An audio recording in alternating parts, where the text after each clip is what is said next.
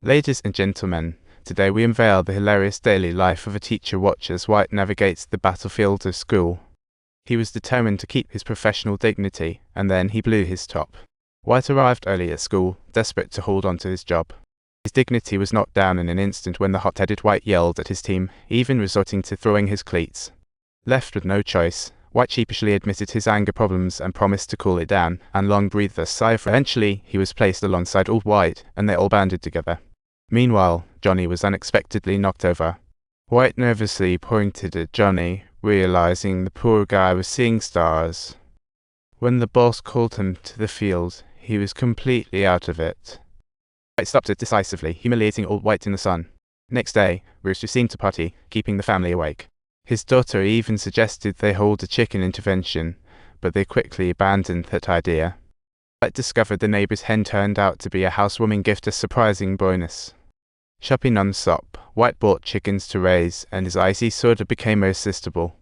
The kids in this little town swarmed the water hose like little sprites, drinking as if there's no tomorrow.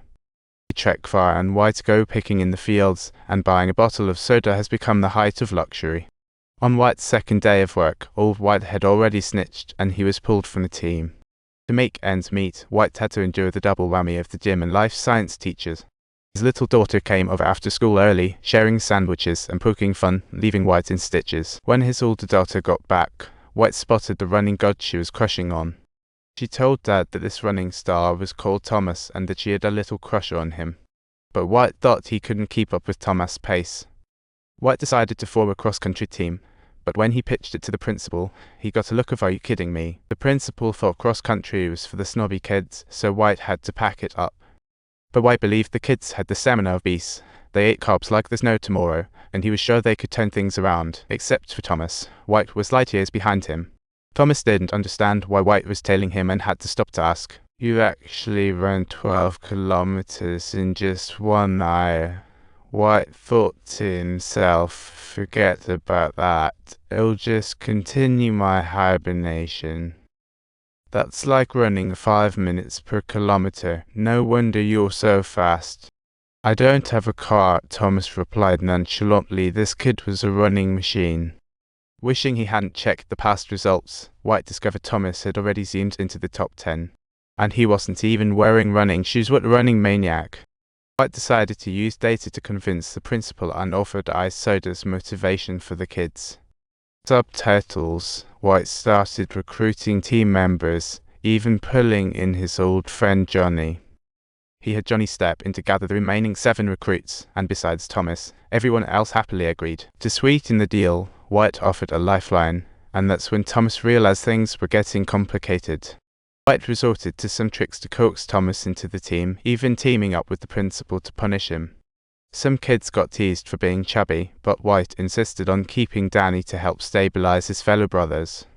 During the first training, White collapsed outside the store from exhaustion, yet the kids kept plowing through. At the end of each training, everyone gathered around the hose, and Danny wheezed behind them. To cool off, the kids splashed water on their shoes. White noticed most of them didn't have proper foot. It was heartbreaking to see them in unsuitable shoes, as the ad hoc team geared up for the race. White splurged out of his own pocket to get the kids' uniforms and buy 7 pairs of running shoes.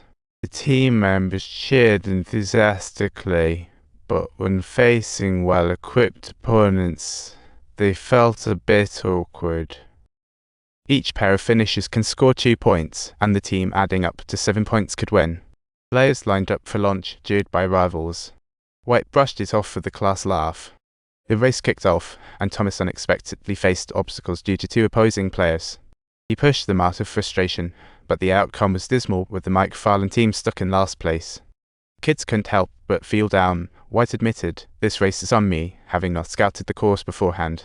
The McFarland area was flat as a pancake, with no hills, leaving everyone struggling to adapt to the terrain, and White felt overwhelmed. He knew if the team didn't place well, his dreams of escaping the town would go up in smoke. After comforting him, they urged him to focus on family and assist with his daughter's birthday party prep. The next day, White took the team to the Almond River Mound, asking them to mimic mountain training. Thomas wasn't stopping, and White felt powerless as he watched him overdo it. The whole thing was truly a farce.